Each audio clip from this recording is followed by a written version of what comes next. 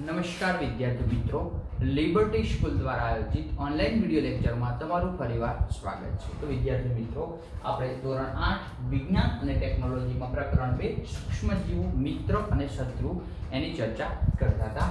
Last time આપણે એક શબ્દ લખ્યો તો પેસ્ચ્યુરાઇઝેશન એટલે શું? તો દૂધ એકદમ ઉકાળેલું હોય છે, બરાબર, એને આપણે પેસ્ચ્યુરાઇઝેશન કહીશું। આપણે એના વિશે થોડુંક અત્યારે ડિટેલમાં જોઈશું કે પેસ્ચ્યુરાઇઝેશન એટલે શું, બરાબર છે।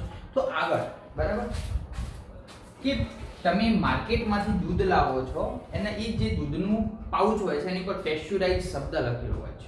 તો પેસ્ચ્યુરાઇઝ દૂધને ઉકાળ્યા વગર વાપરવામાં આવે છે, બરાબર, કારણ કે તે કેવા હોય છે? સૂક્ષ્મજીવો રહિત હોય છે। પેસ્ચ્યુરાઇઝ દૂધને ઉકાળ્યા વગર વાપરવામાં આવે છે। આપણે દૂધ લઈને પછી ગરમ કરીએ અને પછી એને ખાવા માટે ઉપયોગ કરીએ તો વિદ્યાર્થી મિત્રો, જે પેસ્ચ્યુરાઇઝ દૂધ હોય છે, ઓલરેડી ઉકાળેલું દૂધ હોય છે, એને ફરીથી ગરમ કરવાની જરૂર નથી। તો પેસ્ચ્યુરાઇઝ દૂધને ઉકાળ્યા વગર વાપરવામાં આવે છે કારણ કે તે જીવાણુ રહિત હોય છે, બરાબર। તો પેસ્ચ્યુરાઇઝ દૂધ એટલે ફરીથી ઉકાળેલું દૂધ નહીં, પણ આપણને પાઉચમાં ભરીને આપી દે છે, બરાબર। તો પેસ્ચ્યુરાઇઝેશન એટલે શું એની આપણે ચર્ચા કરી। હવે વ્યાખ્યા જેવો આપણે કંઈક લખી દઈએ, પેસ્ચ્યુરાઇઝેશન। તો શરૂઆતમાં દૂધ લે છે, એ દૂધને આપણે 70°C તાપમાને 15 થી 30 સેકન્ડ માટે ગરમ કરવામાં આવે છે। દૂધને, બરાબર છે, 70°C તાપમાને 15 થી 30 સેકન્ડ 15 થી 30 સેકન્ડ સમય સુધી ગરમ કરવામાં, દૂધને 70°C તાપમાને 15 થી 30 સેકન્ડ સુધી ગરમ કરવામાં આવે છે, બરાબર છે। આ ગરમ કરી પછી એને શું કરવાનું? આપણે તરત જ ઠંડુ કરવાનું રહે છે, બરાબર। ગરમ કર્યા પછી તેને ઠંડુ પાડવામાં આવે છે। શું કરવામાં આવે છે? ઠંડુ પાડવામાં આવે છે। ઠંડુ પાડ્યા પછી શું કરવામાં આવે? તેનો સંગ્રહ કરવામાં આવે છે, બરાબર। ફરીવાર શું પ્રોસેસ થઈ? દૂધને ગરમ કરો, એને થોડી વાર ઠંડુ પાડો, ઠંડુ કર્યા પછી એને સીધું શું કરો? પેકિંગ કરો, બરાબર, એટલે પાઉચની અંદર ભરો છો, બરાબર। આમ આપણે આ રીતે આ પ્રોસેસમાંથી પસાર થવાથી પહેલા ગરમ કર્યું છે, પછી ઠંડુ પાડ્યું છે અને પછી શું છે? એનો સંગ્રહ કરવામાં આવે છે। તો દૂધની અંદર બેક્ટેરિયાનો સંપૂર્ણ રીતે નાશ થાય છે, બરાબર। આમ કરવાથી દૂધ બેક્ટેરિયા રહિત બને છે। આ ક્રિયાને પેસ્ચ્યુરાઇઝેશન કહે છે। આ ક્રિયાને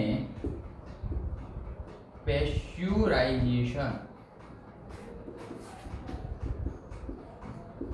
બરાબર છે। તો આને પેસ્ચ્યુરાઇઝેશન કહે છે, પણ આની શોધ કોણે કરી? તો આ પેસ્ચ્યુરાઇઝેશન ક્રિયાની શોધ લુઈ પાશ્ચર નામના વૈજ્ઞાનિકે કરી, બરાબર।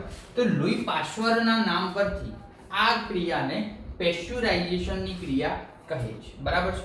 તો આપણે આગળ ચર્ચા કરી પેસ્ચ્યુરાઇઝ દૂધ, બરાબર, એનો ઉપયોગ આપણે ક્યાં કરી શકીએ છીએ, બરાબર। દાખલા તરીકે કોઈ પદાર્થ છે એનો આપણે સંગ્રહ કરવો છે પેકિંગની અંદર, તો એ સંગ્રહ કરવા માટે આપણે જીવાણુ રહિત કરવા માટે આપણે યોગ્ય પેકિંગ કરવું જોઈએ, બરાબર। દાખલા તરીકે તમે કોઈ મોલમાં ખરીદી કરવા માટે જાઓ છો અને સૂકો મેવો લાવો છો, એટલે કે બદામ, કાજુ, દ્રાક્ષ, તમે જોયું છે ને તો એર ટાઈટ એક પાઉચમાં પેક કરેલા હશે, બરાબર। તો દાખલા તરીકે સૂકો મેવો લઈએ, કોઈ શાકભાજી લઈએ, બરાબર છે, અથવા એને હવાયુક્ત પેકેટમાં જો એને પેક કરવામાં આવે તો સૂક્ષ્મજીવો અંદર જવાનો કોઈ ચાન્સ રહેતો નથી, બરાબર. સૂક્ષ્મજીવોથી આપણને સુરક્ષા પ્રાપ્ત કરી શકીએ છીએ. આ થોડી ચર્ચા શાની હતી? પેસ્ચ્યુરાઇઝેશન, બરાબર છે. હવે આપણે જઈએ છીએ નાઇટ્રોજનનું સ્થાપન. આગળનો ટોપિક આપણો શું છે ધ્યાન આપજો, ક્વેશ્ચન બરાબર સમજજો. નાઇટ્રોજન સ્થાપન, બરાબર. એની આપણે ચર્ચા કરી કે નાઇટ્રોજન સ્થાપન એટલે શું, ક્યાં કરવામાં આવે છે, બરાબર. તો તમે ધોરણ 6 અને 7 માં રાઇઝોબિયમ બેક્ટેરિયા વિશે અભ્યાસ કર્યો છે? હા, કર્યો છે. કયા બેક્ટેરિયા? રાઇઝોબિયમ.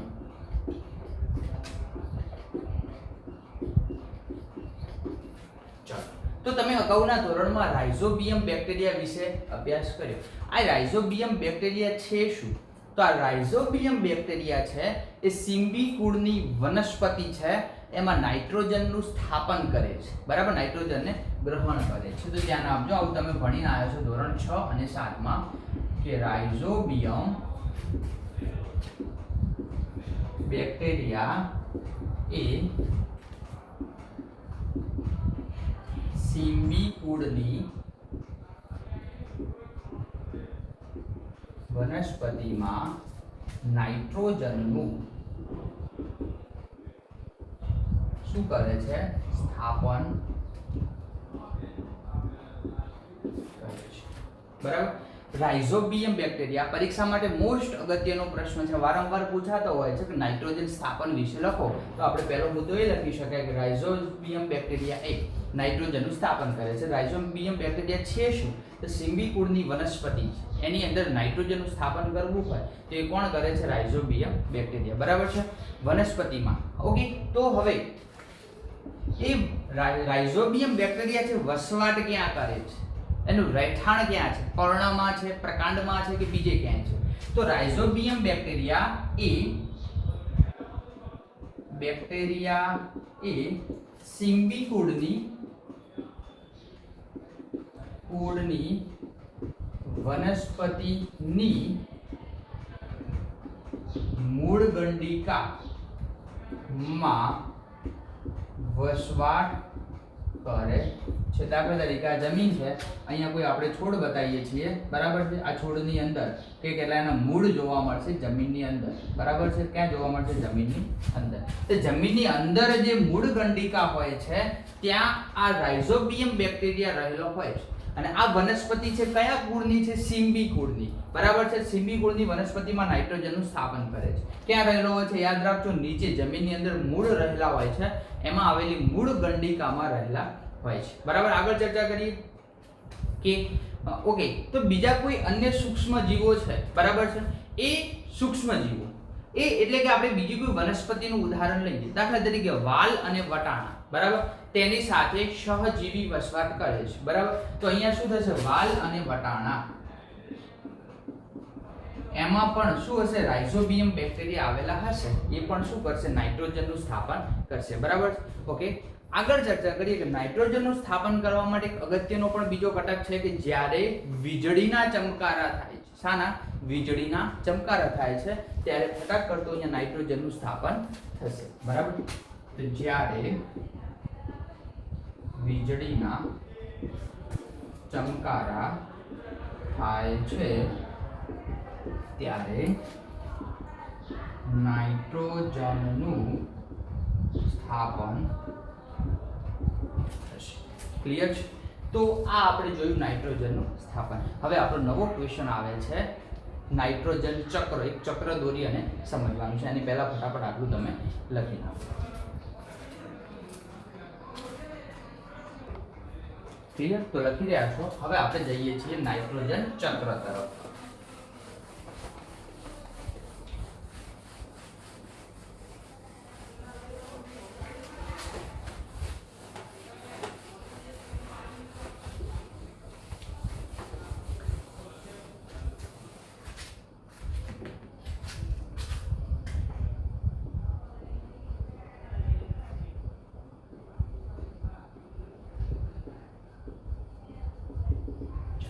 નાઇટ્રોજન ચક્ર સમજાવો, બરાબર છે। તો હવામાં નાઇટ્રોજનનું પ્રમાણ કેટલા ટકા હોય છે? 78%। વાતાવરણમાં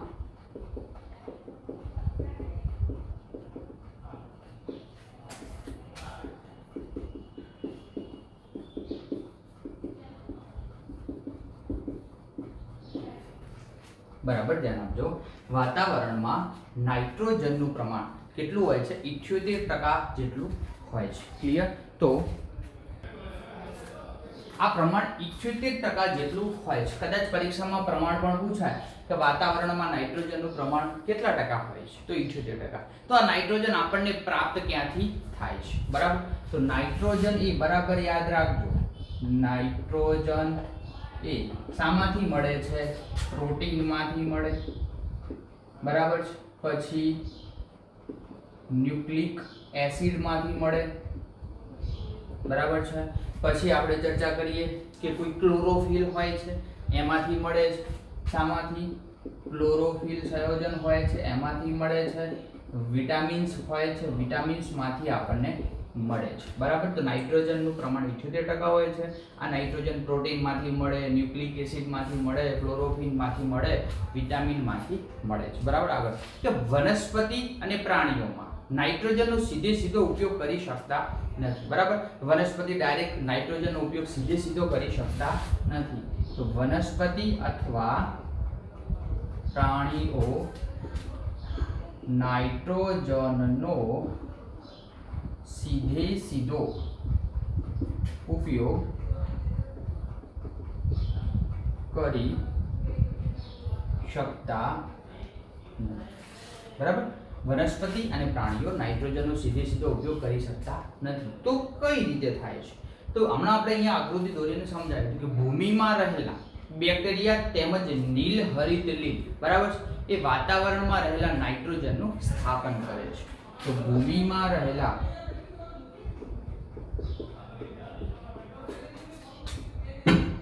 બેક્ટેરિયા અથવા નીલહરિત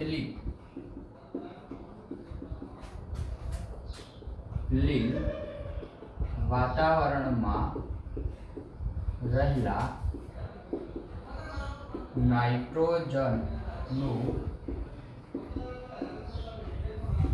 સ્થાપન કરે છે। વાતાવરણ એટલે કે ભૂમિમાં રહેલા બેક્ટેરિયા હોય અથવા નીલહરિત હોય એ વાતાવરણમાં જે 78% નાઇટ્રોજનનું પ્રમાણ છે, નાઇટ્રોજનનું શું કરે છે? સ્થાપન કરે છે, બરાબર। આગળ કે નાઇટ્રોજનનું સ્થાપન થયા પછી, બરાબર, આપણે એનું શું કરવાનું છે? નાઇટ્રોજનના ક્ષારોમાં રૂપાંતર કરવાનું છે, બરાબર। તો આગળ ચર્ચા કરી જોઈએ કે નાઇટ્રોજનનું સ્થાપન થઈ નાઇટ્રોજનનું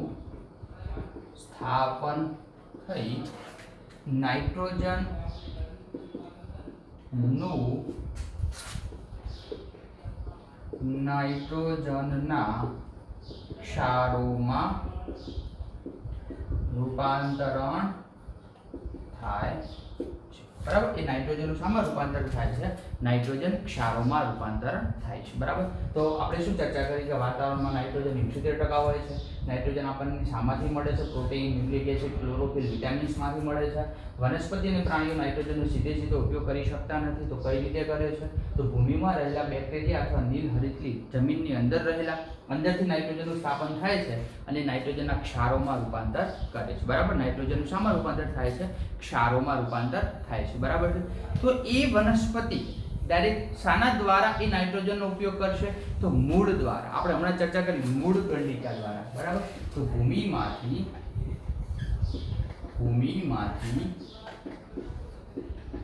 નાઇટ્રોજનનું સ્થાપન શાના દ્વારા? મૂળ દ્વારા કરે છે। ભૂમિમાંથી નાઇટ્રોજનનું સ્થાપન શાના દ્વારા કરે છે? મૂળ દ્વારા કરે છે, બરાબર છે। આગળ ચર્ચા કરીએ કે માત્ર ને માત્ર કેટલાક પ્રાણીઓ એવા હોય છે, એ પ્રાણીઓ માત્ર ને માત્ર શાના પર આધાર રાખતા હોય છે? તો કે વનસ્પતિ, બરાબર। તો વનસ્પતિ પર આધાર રાખતા પ્રાણીઓ શું કરે છે? પ્રોટીન તેમજ અન્ય નાઇટ્રોજન છે કે બીજો કોઈ ઘટક છે એ વનસ્પતિઓમાંથી પ્રાપ્ત કરે છે, ક્લિયર છે? તો એની ચર્ચા આપણે જોડે જોડે કરતા રહીએ, બરાબર છે। ઓકે, આગળ ચર્ચા કરીએ કે વનસ્પતિ અથવા પ્રાણી મૃત્યુ પામે ત્યારે ભૂમિની અંદર હાજર રહેલા બેક્ટેરિયા તેમજ ફૂગ એ નાઇટ્રોજનનો ઉત્સર્ગ દ્રવ્યોને નાઇટ્રોજન સંયોજનમાં સ્થાપન કરે છે. બરાબર. વનસ્પતિ અથવા પ્રાણી મૃત્યુ પામે છે ત્યારે, બરાબર, જમીનની અંદર રહેલા બેક્ટેરિયા અથવા ફૂગ નાઇટ્રોજનનું સ્થાપન કરે છે. વનસ્પતિ અને પ્રાણી મૃત્યુ પામે છે ત્યારે જમીનની અંદર રહેલા બેક્ટેરિયા અથવા જે ફૂગ હોય છે એ નાઇટ્રોજનનું શું કરે છે? સ્થાપન કરે છે. બરાબર. આગળ ચર્ચા કરીએ કે કેટલાક વિશિષ્ટ બેક્ટેરિયા, બરાબર, કેટલાક વિશિષ્ટ બેક્ટેરિયા નાઇટ્રોજન સંયોજનને નાઇટ્રોજન વાયુમાં રૂપાંતર કરે છે. તો કેટલાક બેક્ટેરિયા એવા હોય છે કે જે નાઇટ્રોજનને નાઇટ્રોજન વાયુમાં રૂપાંતર કરે છે અને એ નાઇટ્રોજન વાયુ શું થાય છે? વાતાવરણમાં ચાલ્યો જાય છે, વાતાવરણમાં જતો રહે છે. બરાબર. આમ વાતાવરણમાં નાઇટ્રોજનની માત્રા કેવી છે? જળવાઈ રહે છે. બરાબર. તો કેટલાક બેક્ટેરિયા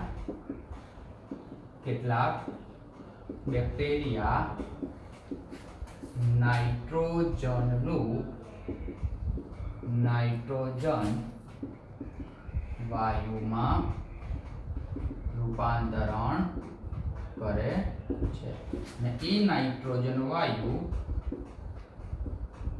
વાતાવરણમાં ચાલ્યો જાય છે.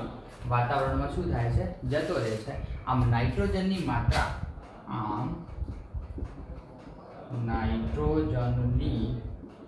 માત્રા જળવાઈ રહે છે. ક્લિયર છે? તો આ શું ચર્ચા હતી? નાઇટ્રોજન ચક્ર. આપણે નાઇટ્રોજન ચક્ર વિશે લખ્યું છે, પણ એક ચક્ર દોરી અને સમજવાનું છે. એ ચક્ર આપણે નેક્સ્ટ વિડીયો લેક્ચરમાં જોઈશું એટલે આપણું પ્રકરણ થઈ જશે પૂરું. ક્લિયર છે? તો આ વિડીયો લેક્ચર અહીંયા આપણે પૂરું કરીએ છીએ. Thank you very much.